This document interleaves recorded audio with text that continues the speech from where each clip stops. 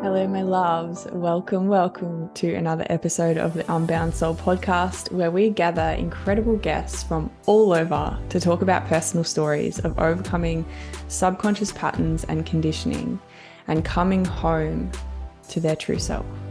We hope to inspire you, the collective, to dive deeper into the inner work and embark on your own journey of self-discovery so that you can create the life that you truly desire and live in alignment with your true potential. Today we are talking to the amazing Tamara Meyer. Tam's life is one that I certainly look at with awe. She's overcame so much hardship when she was younger, and even back then she was able to turn it into finding her true potential. There is clearly this voice inside Tamara that has shown up for her time and time again, saying, no matter what is happening around me, I know who I can be and I know what I can achieve.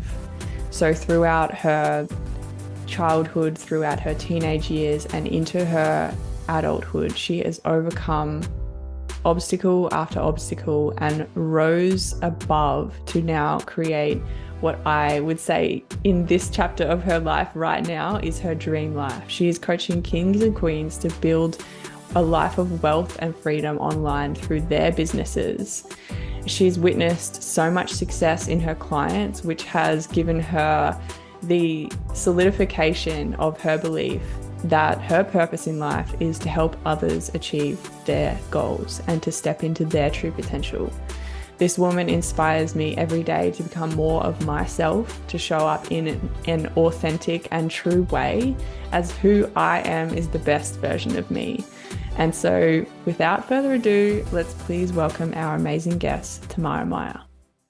But I would love to just firstly say thank you so much for coming on.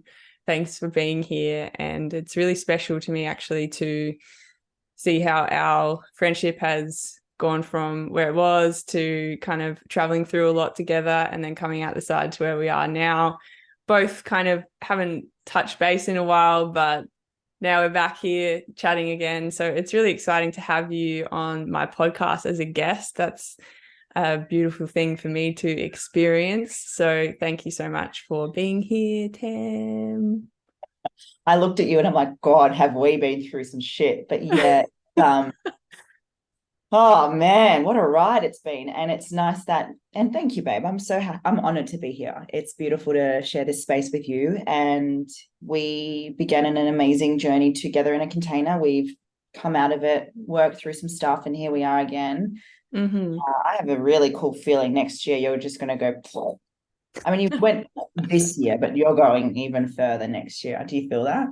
Oh, it started to happen. Like it really has started to happen. And we were chatting the other day about how I'm going through this kind of period chapter, which I don't know the end to, but I know that I'm in it right now of just rediscovering my own self, my own voice, and my own creation, I guess, creativity and co-creation of the life that I truly want to create without a coach at the moment. So this is like a new kind of territory for me. I've been coached for a very long time.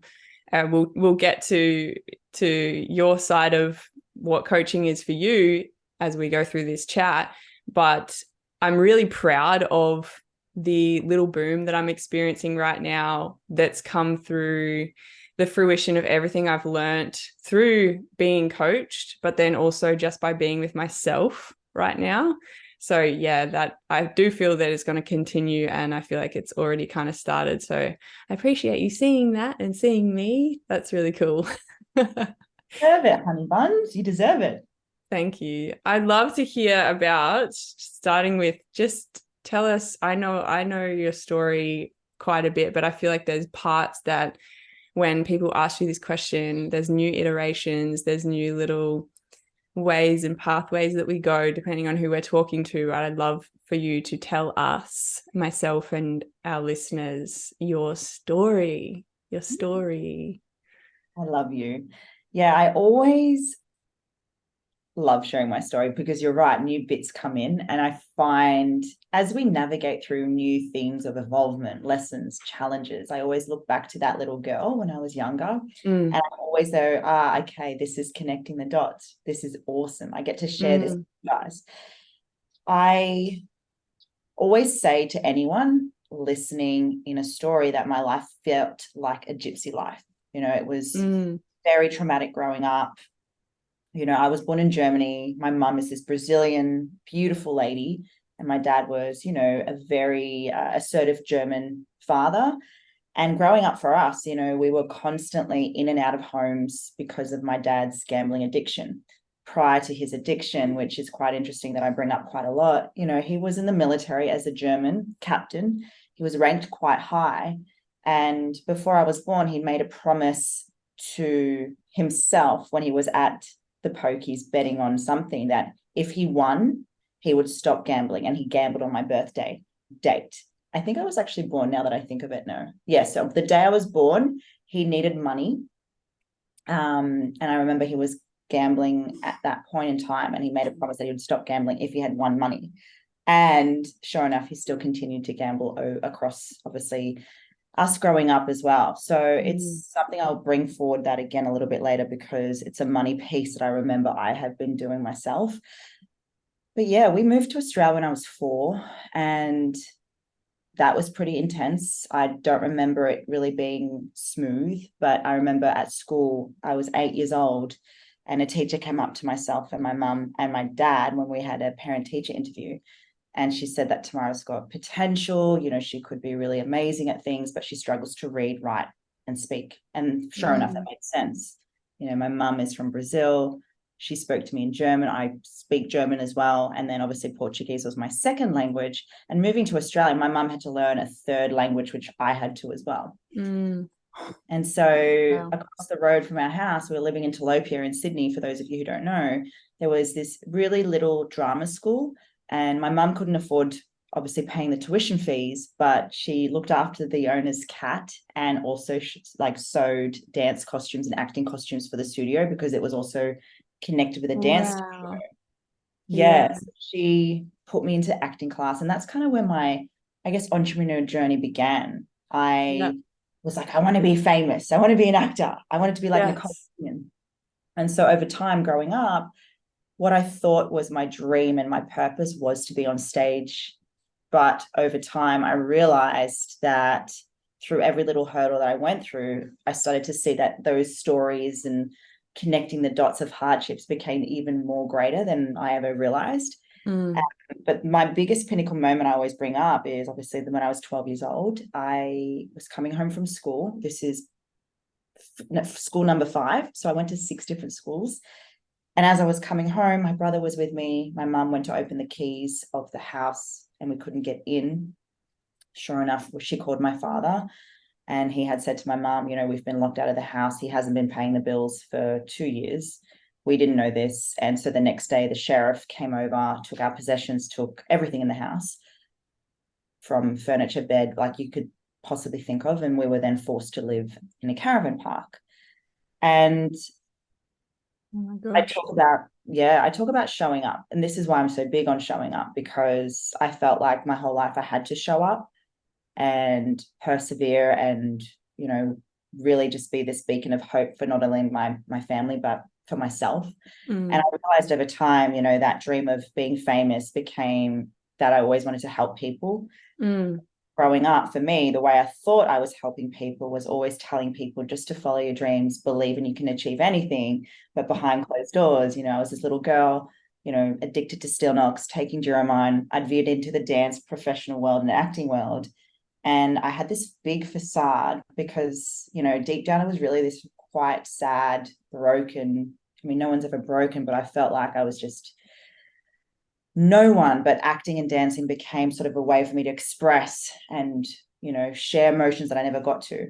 When I veered away from the from the dance phase was basically because I had a panic attack at an audition, and that was kind of like my little sign again, because I talk about connecting the dots of doing the work, which I thought was doing the work, right? Stepped into the fitness space, worked on my physique. And sure enough, when I sort of became a fitness coach, then stepped into the bodybuilding world as a professional athlete, another beautiful moment happened where I was then diagnosed with complex post-traumatic stress. And that's where I really felt this big pull of really working on my internal world. And that's where this sort of journey really started to happen, from the little girl that was, put on stage to now where I am now is a business coach. I step on stage, but I'm my authentic self. I'm not my facade. I'm not my pretend self. I'm not my negative self. I'm really, truly who I am in this moment as my authentic self. And that's how I have now really felt so called to build, this empire for queens and kings, to build a empire through storytelling, to build a brand from authenticity. Yeah. Yes, make money. Yes, be on the online space. Yes, if you want to be famous, that's your story. But it's finding the essence of your unique self to then build that empire. And so, here I am, babe. Oh, I have so many emotions, to be honest, hearing your story in this way, which, as I said, like, this is the special part of being able to have you in my space, connecting with you in this way, because it does come across differently. And I've heard that story before, but not told in that way. And I feel so many emotions, so many goosebumps moments while you tell that. And I can't help but to just backpedal and go, well, how does a 12-year-old girl who's homeless, who didn't see that coming, by the way, it wasn't like there was no preparation for that kind of shock to the system, how does she then have it within her to keep pursuing her own greatness instead of what a lot of people we see happen when adversity strikes? You've got the fork in the road, right? You can either let that story overcome you and become a victim to your circumstances, or you can do what you've done and you can choose to use it as an accelerator on your true potential. And so how does a 12-year-old do that? How did you do that?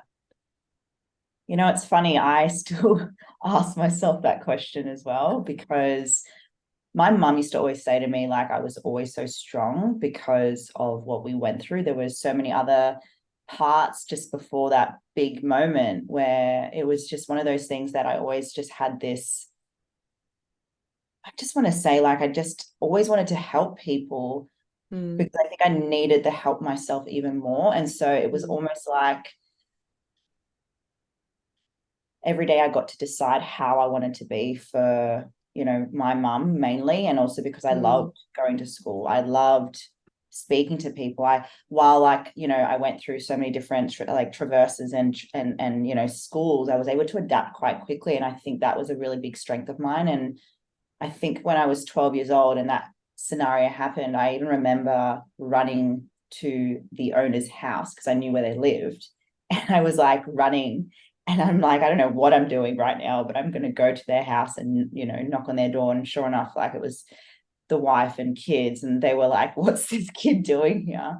And I was like, please help us. So I think, there was always this fire in me. I just never knew how to navigate it. I made a lot of choices growing up that weren't the best for me, taking steel knocks, Duromine. I used to drink when I was a little kid. I went through a rebellious stage when I was 15. There were so many different layers and things that I did. But I think I always had this knowing in me that I wanted to really pursue something. I just didn't know what that looked like. So how I still did that back then, babe, fuck, I have no idea. I still don't know. But yeah, I think it was just there was a gift that was given to me when I was young. So that's just something I truly believe in. Yeah. Yeah. Talk to us about how you then you go through your dancing, acting career. You have that pivotal moment of, let's call it a bit of a sign from the universe to say, like, hey, there's some internal work to be done before you move forward in life. You have that panic attack. You're forced to face yourself in that moment and choose your next path. And ultimately you then chose to move into helping people more. Getting into the fitness industry was your vehicle for that. Yeah. Is that correct? I think it was, because essentially it was always, I want to help people, but it wasn't really helping anyone when I was in the dance world. It was kind of like just about me. I was like, hey, I want to be on stage. I want to be famous. But I think it was almost instinctively when I stepped into the fitness space that there was something that I had that was an ability to help people through a physical self, which was kind of cool. So I was like, this must be what I'm meant to be doing. This is it, right? Yeah. Sure, this is it. Because yeah, even then thinking about it, because I talk about, your true self, still though in the fitness space, it was all still put on, Yeah. it all still physical. It wasn't really like a little bit of work was done, but there was still so much more. And I always say this, like, there's obviously still more for me to do now. And I think now it's more about the self-improvement rather than knowing like I've just healed. This is me done. Yes. And it's kind of like now I'm always just aware more and more that there is layers and layers and layers. So yeah, for me, stuff was a starting point, I believe. Yeah. Yeah. Yep. Yeah, there's always that next level. There's always that next greater version of ourselves. Like in my coaching as well with my clients, I'm always like, there's no end point. There's no point that we reach where we're like, okay, our growth is now done. We have arrived at our greatest self or our highest self. There's always that next level, which actually gets to be super exciting rather than something that's like, I used to find it quite annoying that there was never an end point. I'm like, but why? Why can't I just arrive at the destination and for there not to be another mountain that I can see in the distance? So yeah, I think that's such a beautiful point of awareness for people to reflect on and within themselves, that even though you are where you are now and you've overcome so much, there's so much more to experience. So what was your moment of realization going through the fitness industry where you became super successful in that space? You became a WBFF pro and continued in that area for how many years were you doing that for? So I stepped into the fitness space in 2014. So essentially like still up until like 2020, I was still like in that. Nice. Yeah. So still. And when was what was the turning point for you to be like, well, I don't want to be a fitness pro anymore. I actually want to go deeper than this, because that's essentially what you've done. Like you've gone from wanting to be on stage, doing it for you in facade, as you talked about, to then the fitness space, still kind of finding yourself and being able to bring more of your authentic self forward, but it still wasn't quite there. So what was the turning point to realize that, okay, this isn't my path, I'm going to go down a different pathway? I think there were so many little parts, like moments. And I think the first one for me was going into COVID. I was in the fitness space, but I already had the business built. And so I was like, cool, I get to now really focus on learning more things around, the personal development space. Of course, being single too, newly single at the time, and just fucked. But it was then when I started to see that when I was coaching clients in the fitness space that there was so much lacking internally, that's when I started to sort of see the pieces. And then it was more so because when I was learning about authenticity and stuff, I'm like, wow, I think I've been showing up based on what I thought I had to be, or based on what I thought was my purpose, based on what I was seeing. And I think I did that for a lot of things growing up. It's like, oh, that looks cool, I'm going to do that. Or maybe that's what I'm meant to be doing. And maybe it was essentially what I was meant to be going through at the time. But it was that moment. The last piece, though, was when I was doing my values, and business didn't have health and fitness in there. Personal values, yes, but from business, it didn't. And I was like, at that point, I was going to the gym, I was filming workouts. Then I'd come home and then I'd be like talking about, life coaching stuff. And I was just like so lit up. And I'd go to the gym and I'd present it. And so then when I did the values thing, I was like, oh, bro, this is it. Yes.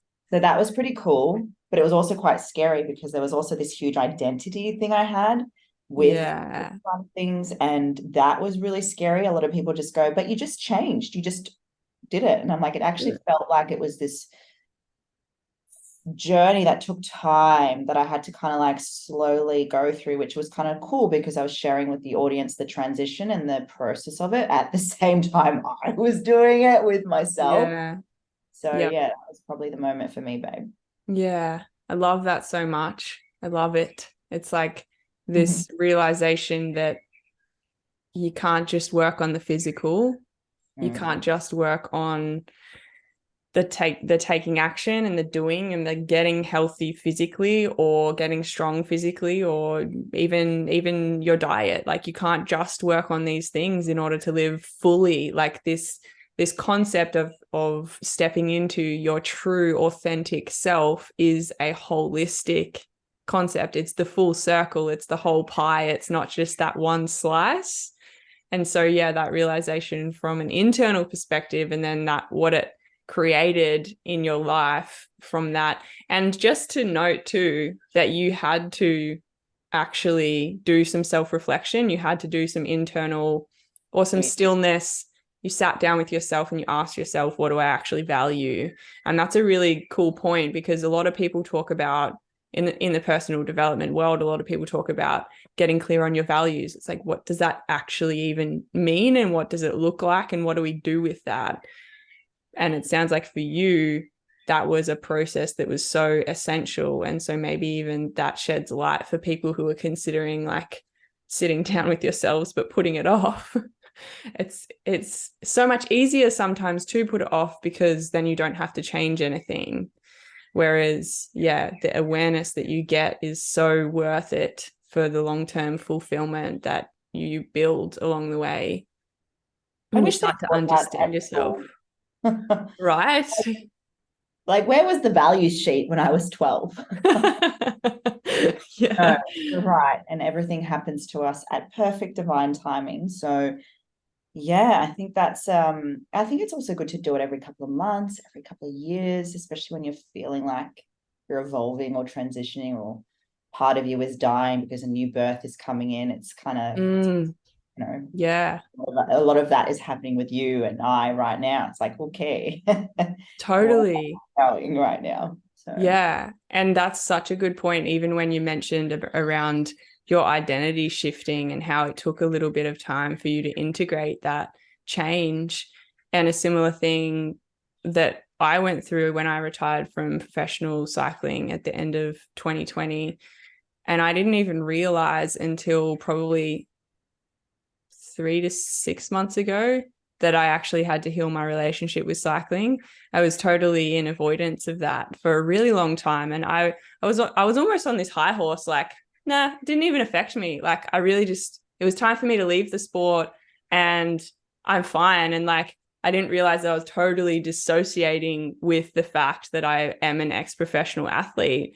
I didn't even feel comfortable saying that 6 months ago. So it can take that long for us to even, like someone like me who does that inner work every day, it can even take that long for us to be ready to let that part of us die, let that old self be grieved, because it is like grieving a loss sometimes when you lose a part of your identity that you've held on to for so long, that you've fostered and you've grown for like 20 years, and then you say goodbye to that part of yourself.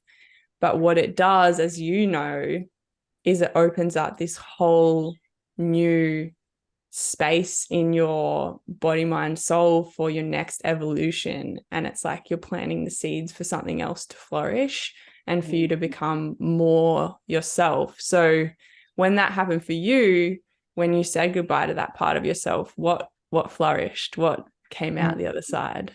yeah, it's interesting. So even just which fucking was hard, but I wouldn't say I'd let go.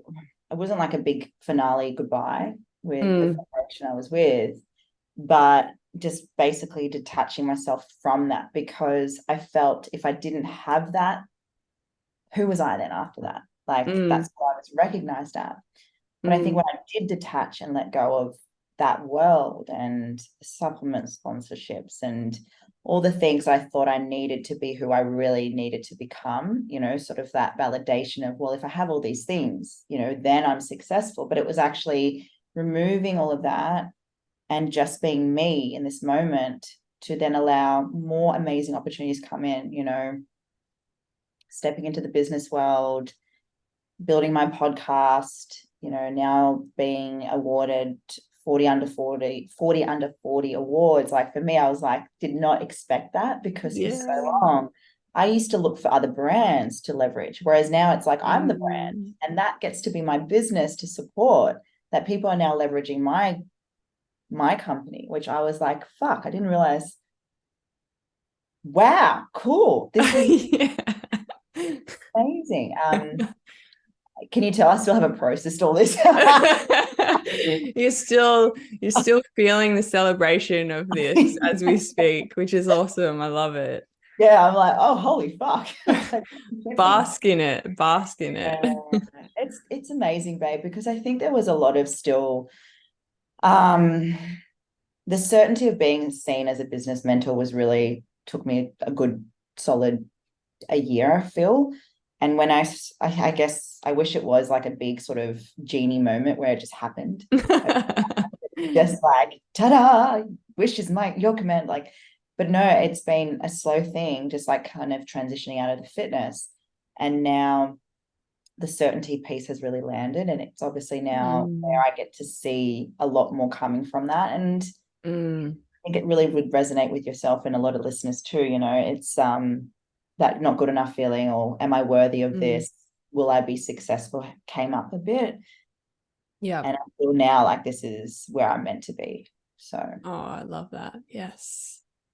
After so much uncertainty throughout your life of like, maybe I'm meant to be doing that. Maybe this is my thing. Oh, okay, I'll try this. That looks cool. I'll fit into that mold. I'll make myself be that version of whatever iteration of person that I need to be in order to show up in that way. And now it's like, no, this is actually just who I am. It's who I've been all along. And now I'm here. And that is a journey that I believe all of us need to embark on to find our true self. And it's really hard to describe the feeling that you get when you do find that.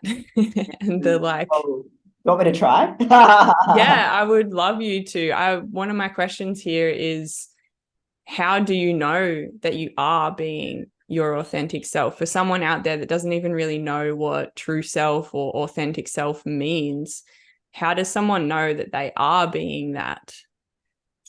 Okay. I feel like, yeah, for me, when I'm in my heart and I'm making decision based on a really genuine place, I always probe this question around authenticity. You know, where do you feel most at home? What do you like when no one's watching you? And what would be, you know, the things you would be doing just as you know. When I was in those different elements of myself, I always got sick. I always was burnt out. I was always I almost felt like there was this like feeling in my chest that was like really tight, and my throat was just like croaky, and there was resistance in everything I did. And I was always wondering why I was getting laryngitis. I was always sick. Whereas now people see me and they're like, you don't stop. You're so energetic. You're just a ball of energy and you're just this light. And I'm like, I feel that's the authenticity that's coming out, because I'm on mission and I'm committed to it. And I haven't stopped. I know that's probably what I do feel like I need to eventually do, to reflect on where I've been and come from. But that's the authenticity feeling I get when it just makes sense. Yeah. And there's nothing anyone can really do to stop you. Yeah. You know? Yep. Yeah. And to even expand on that, it's this visceral feeling, isn't it? It's not really something that you would describe as a common emotion. Like, yeah, the joy comes along with it. The feeling of love and warmth comes along with it. But it's like this coming home that concept of like, oh, I've landed home in myself. That's what resonates with me the most. When you said that, I was like, yeah, it is. It's coming home to who you have always been. And now you've found it, and you've found a way to express that uninhibitedly. I love that so much. And I'm so passionate about it. How does someone... Feeling goosebumpy. I don't know if that's also like when you were just saying that, I just got like, Yep. I don't know. Yep. If there was a noise, that's what the noise is. Yeah. And there's a resonance, right? It's like, it's almost like say no more. Like, yes, I understand. It's a deep resonance and a deep knowing that this is it. This is who I am. This is what I'm supposed to be doing. And maybe, like, as we spoke to before, you're going to keep evolving. So maybe in 5 years' time, you'll look back and you'll be like, I'm not doing the same thing that I was 5 years ago, but I'm still being my authentic self, and I was still being her 5 years ago, but she has evolved, she has changed, she has grown, and now she's doing all these other amazing things. And it's the willingness to keep on following that newness and keep on letting go of the old self. Like, almost, I mean, I would say I let go of a piece of my old self every fortnight or every week. It's like, okay, she's now not needed anymore. That part of me, who, however, she was protecting me from something that I didn't want to feel, or a place that I didn't want to go in terms of my success or whatever it is. I don't need her anymore. It's all good. I'm ready to step into my next level. And that's happening all the time for me. How about you? Does that happen as well? Yeah, it's almost like I've been hearing this thing called downloads. I'm like, oh, here we go. Here's something I need to do. Yeah. Yeah, and I feel it's the actioning of those moments of where you're being guided intuitively what your next steps are. And that's kind of like what I have been sort of navigating through a lot more now, because I feel like that trust piece is there. And what you mentioned before, when you're now not with a coach, I think that's fucking amazing, because that's been me half of this year. And it's great because it's almost like, you know, you talk about delayed gratification, right? It's the same with you now, delaying all the things that you've learned and now utilizing all of that to see all of the new things you're going to be up-leveling based on your own intuition and your own trust within yourself. So yes, yeah, it's almost like you're really tuning into who you are. And that's also then guiding you of all those layers and old self that you're getting rid of. Yeah. Version, which is cool. It's so quick as well. It's like, cool, I'm doing that thing now. Great. What's next? Yeah, it can be quick when we reflect back, but it always feels like it's taking ages. I always feel like I'm like, I want things to move faster. But then I look back and I'm like, whoa, things have like skyrocketed in the last few months. So what I've got here too is, what has been your greatest learning to get to where you are now? Where you are, let me just tell the listeners where you are. Where you're coaching hundreds of kings and queens all over the world to fulfill their dream through their online business and through personal growth. So you've integrated that passion for business as well as that passion for finding your true authentic self, building your story, building your brand, so that you can build your dream life through your online business. So that's what you do now. What's been your greatest learning to get there throughout all of your journey? Remember how I said that at the start of this, my dad made a promise and then he broke that promise? I think my biggest learning this year have been the promises I was making around certain things that I was breaking. And I realized that I was preaching commitment when I wasn't committed within myself. And those little promises that, you know, no one really knows of. You're the person that yeah, that was my biggest teacher. And even just what I said at the start of this year, I was like, universe, the theme is stretching myself. Come on, I'm ready. I'm going to be the 7-figure coach that I want to be.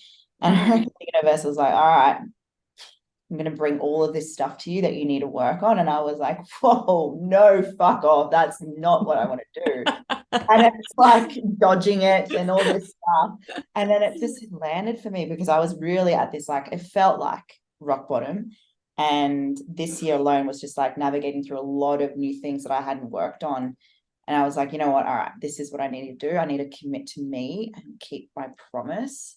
And that was Yes. the lesson that I noticed. And now I'm starting to see like what I was working on so hard to kind of really start to really build this expansion for myself. So that I feel is the biggest lesson for me, babe. Yeah. Yes, I love Yeah. that. Let's give everyone like a little manifestation 101 of Mm. like when you ask the universe for something Oh, oh my and God. then it sends you not what you want. It doesn't send you what you want, but it sends you what you need in order Yeah. to get to that destination. Yeah. So unaligned, I never like to use unaligned clients, but it was like the manifestation I was really bringing forward was a lot of people that were not committed, which was really a mirror of myself. That was a big lesson. Mm, Like people were saying they're all in, they're all in. And then when it came to like the hard stuff, they wanted to get out. So that was a big manifestation there. Money stuff was coming up. So my dad was really good at making money and really good at spending money. And that was a big manifestation I was starting to realize I was doing, which, right. a 7-figure business, there's so many things I needed to learn around my money relationships, my money habits, my money discipline. Yeah. Still so big on, the investment piece and money coming to me. But I think there was a big part of that subconscious of what my dad did in the past, where he just spent money that I was really unaware of doing the Mm, exact same thing, but not from a gambling aspect. So it yeah. was almost like that unworthy piece of money was really coming up a lot, that I was Mm, just spending it. So that was massive for me to work through.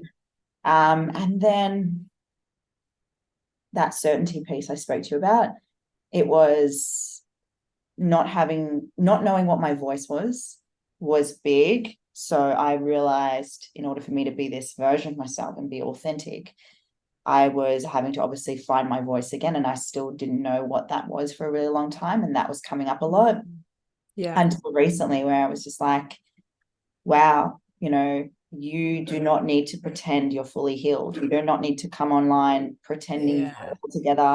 you're put together, you know, pretending that you're doing amazing things all the time. I think what's really changed is being so relatable, that overcoming hardships and challenges has been something that I love to share more of, not just like, oh my Mm-hmm.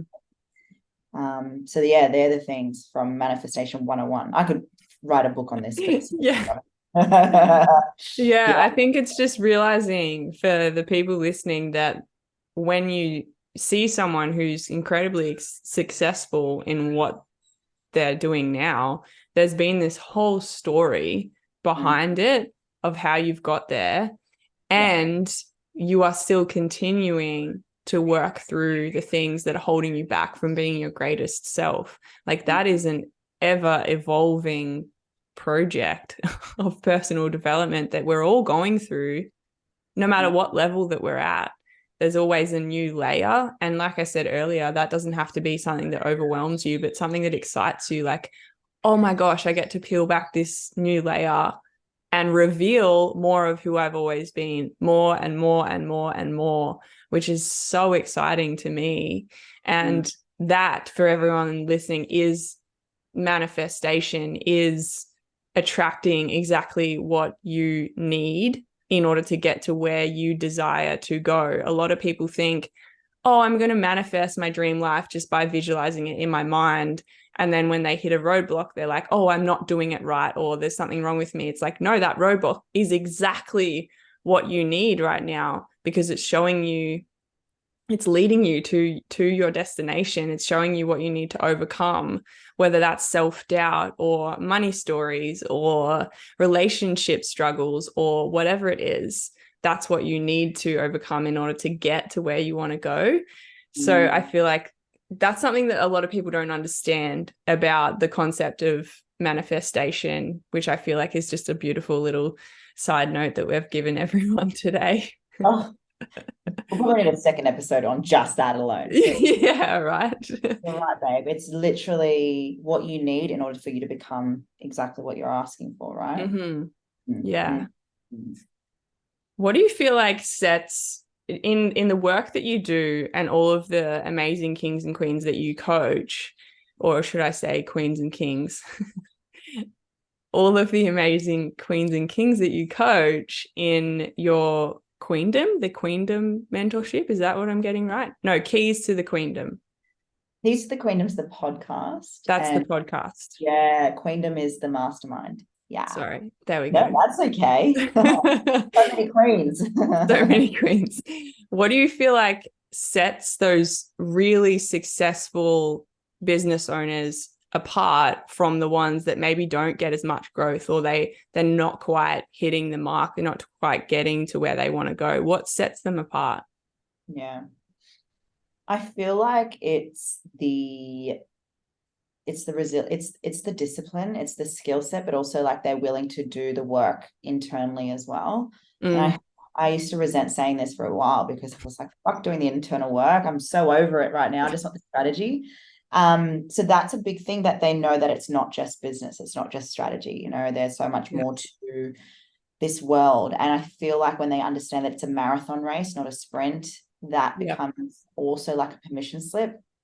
And they show up every day. And I know that's a big thing for people to maybe not agree with, but I truly believe that gets to be what you feel is how you want to show up every day. You may want to show up for your son today because that's going to be what you know is required for your business, for your relationship, for everything to be connected. And I think that's where people don't understand that the piece of showing up, not from like a hustle mentality. It's like that gets to be how you really see it within. The biggest thing as well is that everyone has a story, and when they find that story, regardless if it's traumatic or not, that gets to be the connection piece with their audience.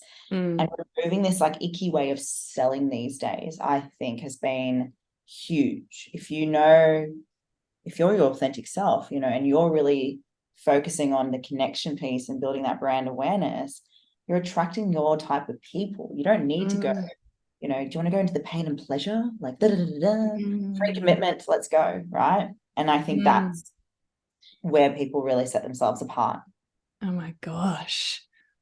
Can you talk to me more about like the contrast between that icky way of selling and, sorry, I'm stuck on that, but that just really stood out to me because I've been feeling it so much when I scroll through social media. I'm like, there's this that you can really feel the energy of someone who is trying to capitalize massively on speaking into the pain points and using that as a sales, I guess, technique, versus people who are just sharing from their heart.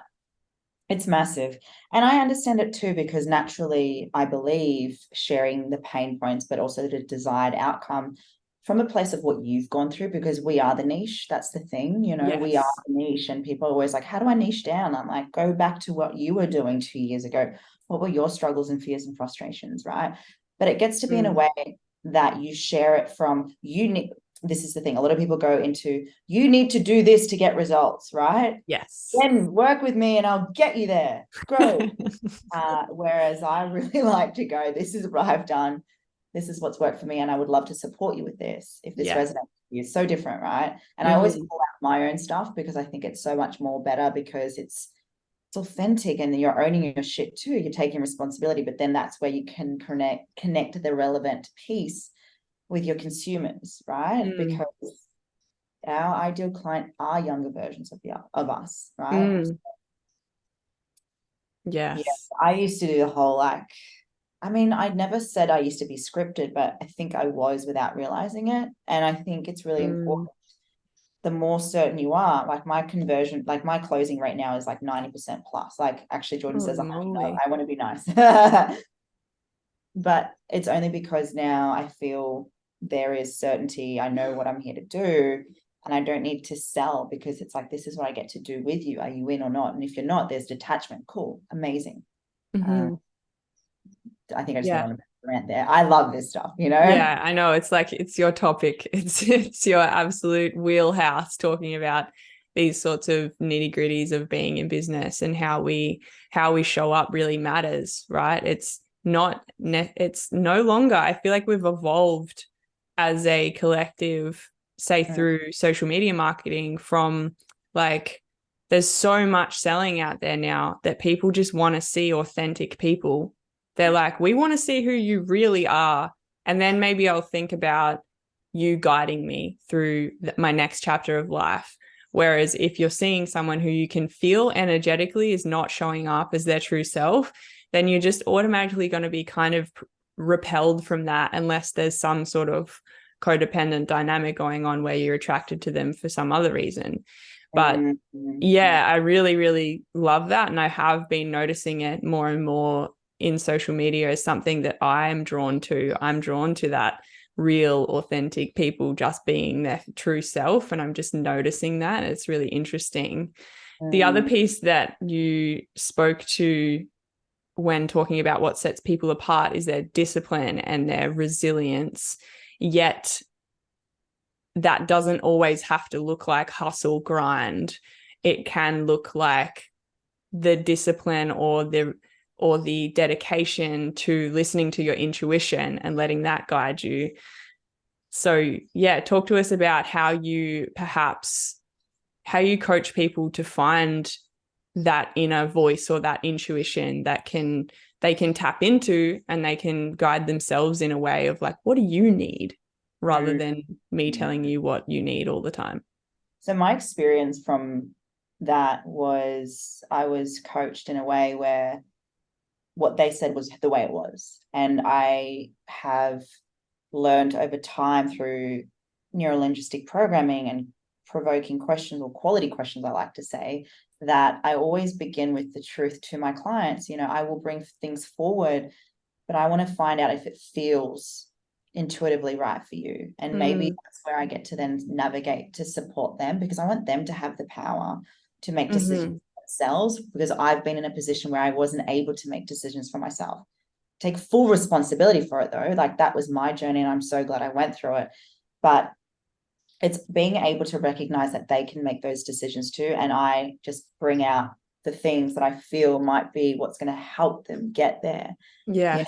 You know? And I feel like if we can express to people, when you get those moments of like downloads, like, people may not know what that is, but it's like those moments in time when you're in the car and you're driving and something comes up and you're like, oh, you know, or on the toilet, which is pretty much when I always have these moments. You're on a toilet, you're like, I always educate them too that the intuitive stuff gets to be brought more when you ask for it. And I think that's the opportunities.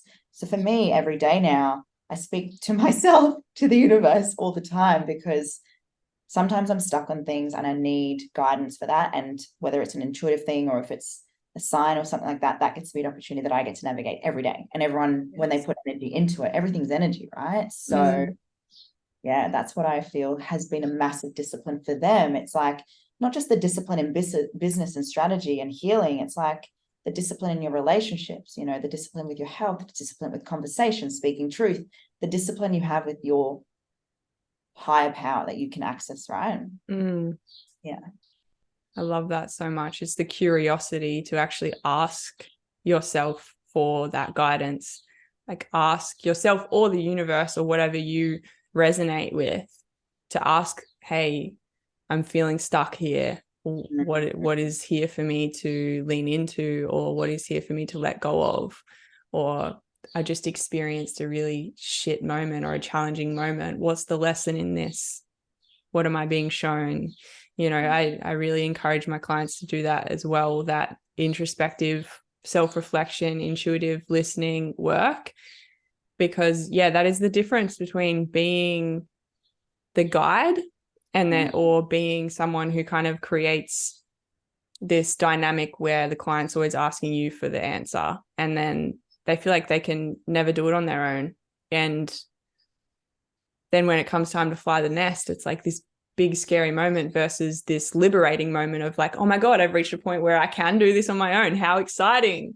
Versus like, oh my God, I don't know if I can ever go out into the world on my own because my coach has always told me what to do.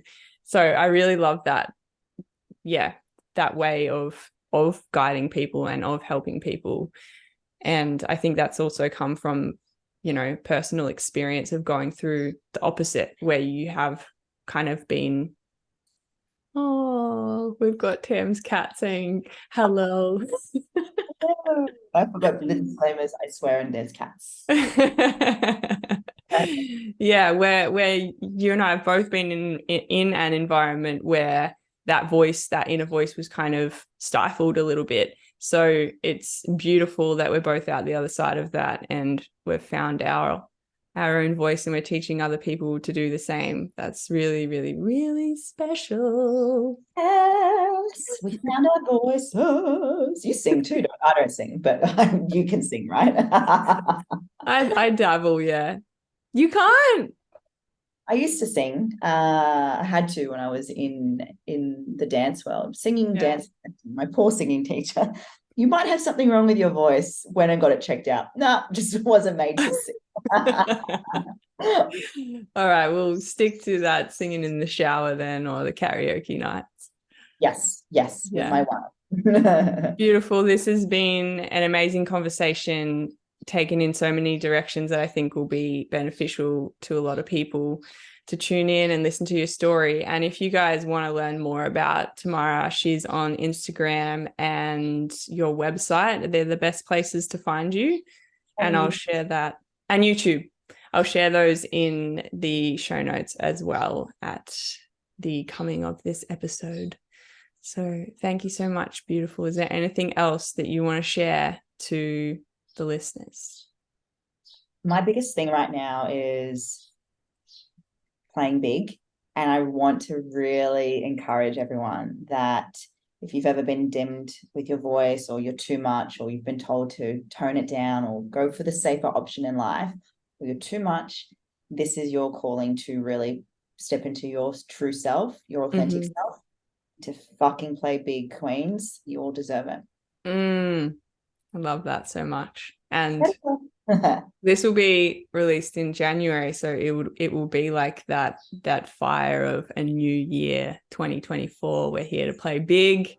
We're here to do what lights our soul on fire and to be our fullest self. I love that so much. And I've got a cat on me, and it's like, yes, darling. $1 billion. Yes. All listeners. Thanks so much, gorgeous. Thank you, beautiful. Mwah.